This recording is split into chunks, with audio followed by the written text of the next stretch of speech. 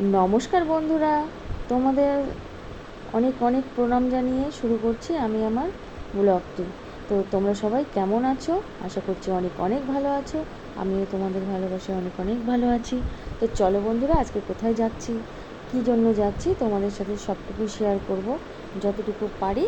সবটুকু বলতে যতটুকু পারি ততটুকু শেয়ার করব। তো আজকে যাচ্ছি আমরা সবাই প্রত্যেকে মিলে ইন্ডিয়া গেট দেখতে। তো দিল্লিতে যতক্ষণ এসেইছি, ইন্ডিয়া গেট দেখবো না সেটা কখনো হয়? তো বাড়ি থেকে হাজব্যান্ড বারবার বলে দিয়েছিল যে দিল্লিতে যতক্ষণ আছো তাহলে ইন্ডিয়া গেটটা অন্তত একবার দেখে নিও। যাই হোক, রুমে তো বসেই ছিলাম, বসে থেকে আর কি করব, চলে এসেছি ইন্ডিয়া গেট দেখতে। তো যারা যারা আর কি বেড়াতে বেরিয়েছিলাম সবাই মিলে চলে এসেছি ইন্ডিয়া গেট দেখতে। তো এদিকে রাস্তায় অটো ধরে আমরা যাচ্ছি, রাস্তায় প্রচণ্ড পরিমাণে ভিড়। তো ভিড় বলতে গাড়ির ভিড়। তো এত লেট হচ্ছে যেতে, আমরা বেরিয়েছি সেই বিকেলবেলায়, আর ইন্ডিয়া গেটের ওখানে গিয়ে পৌঁছেছি প্রায় সন্ধ্যা লেগে গেছে। তো বন্ধুরা, ইন্ডিয়া গেট সম্পর্কে যতটুকু জানি বা যা জানি আমি সেটুকু তোমাদের সাথে শেয়ার করব। তো চলো যাওয়া যাক। আমরা যাচ্ছি তো যাচ্ছি, যাচ্ছি তো যাচ্ছি। তো রাস্তা আর কিছুতেই যেন ফুরোচ্ছে না, কী আর বলবো। যেহেতু অজানা অচেনা শহর, দিল্লি শহর, তো এখানে কিছুই চিনি না জানি না। এখানে একমাত্র চেনে আমার যা।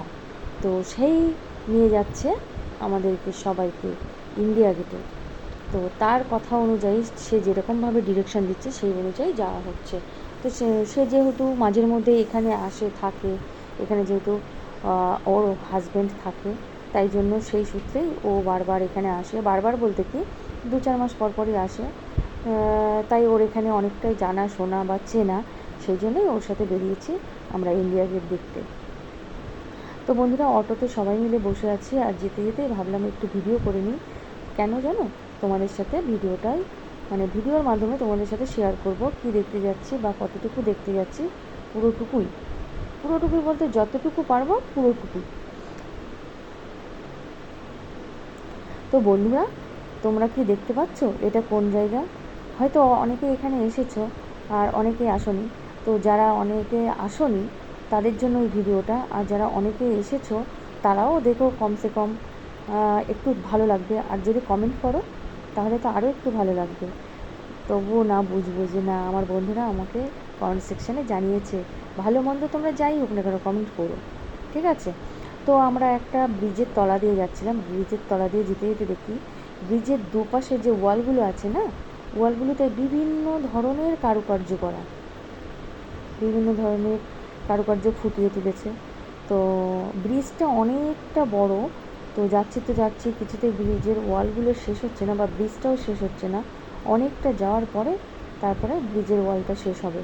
তো দেখো, তোমরা যদি একটু তীক্ষ্ণ নজর করো দেখতেই পারবে ব্রিজের যে ওয়ালগুলো আছে না দুই সাইডের, এই যে দেখতে পাচ্ছ তোমরা হলদে হলদে কালারের।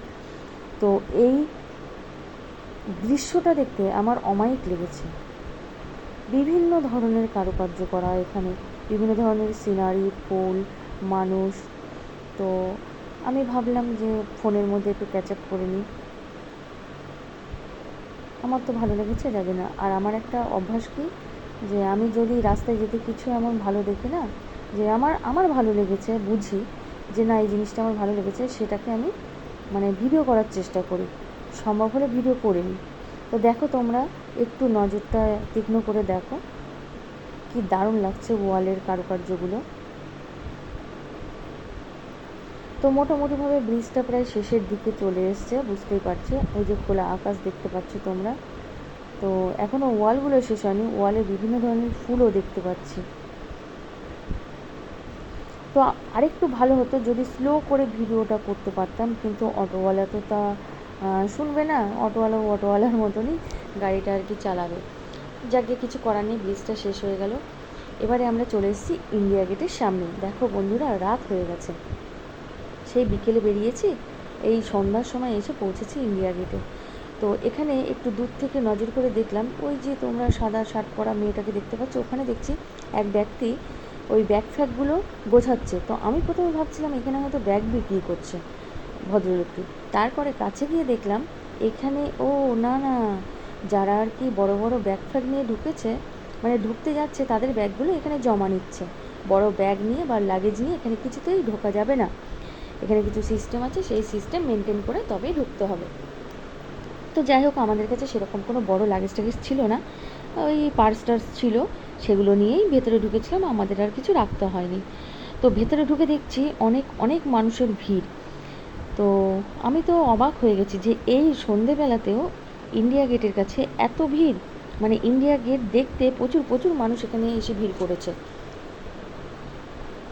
দেখো বন্ধুরা, খুব মানে অপরূপ দৃশ্য। তো বন্ধুরা, জানো কি তোমরা এই সৌধটি নির্মাণ কবে করা হয়েছিল? হ্যাঁ, এই স্বাধীনতা, কি বলবো, স্বাধীনতা যখন পাওয়া হয়েছিল না, তারও 16 বছর আগে ইন্ডিয়া গেট মানে তৈরি করা হয়েছিল। আর এই গেটের নাম আগে কী ছিল তোমরা জানো?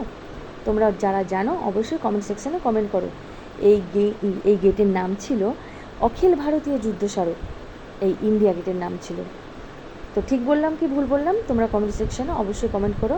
আর এই সৌধটি তৈরি করার জন্য রাজস্থান থেকে কী কী আনা হয়েছিল জানো? বিভিন্ন ধরনের পাথর।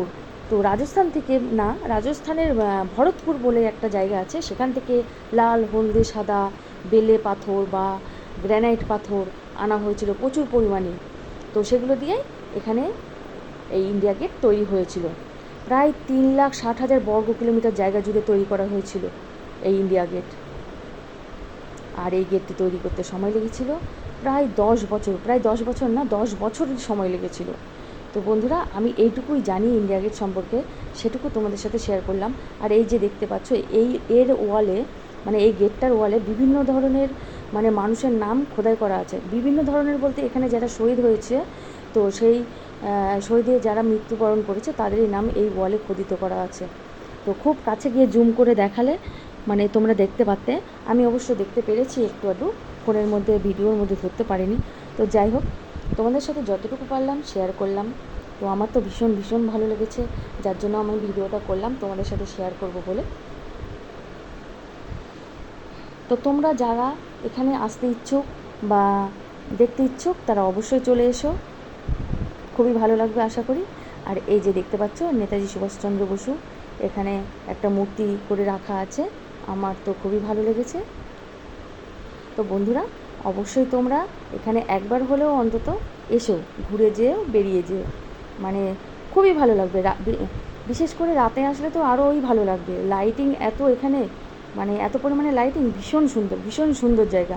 আমার তো খুব পছন্দ হয়েছে, খুব ভালো লেগেছে।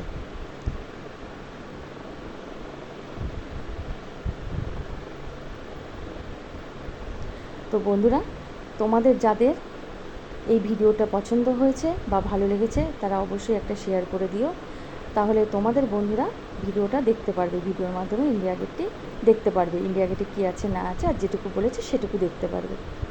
তো চলো বন্ধুরা, শুভরাত্রি। তোমাদের সবাইকে অনেক অনেক ভালোবাসা জানিয়ে আমি আমার ভিডিওটা শেষ করছি।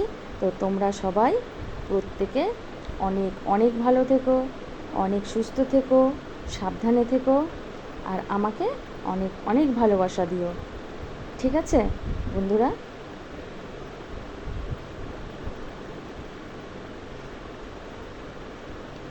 তো তোমাদের সবাইকে আজকের মতো বাই বাই।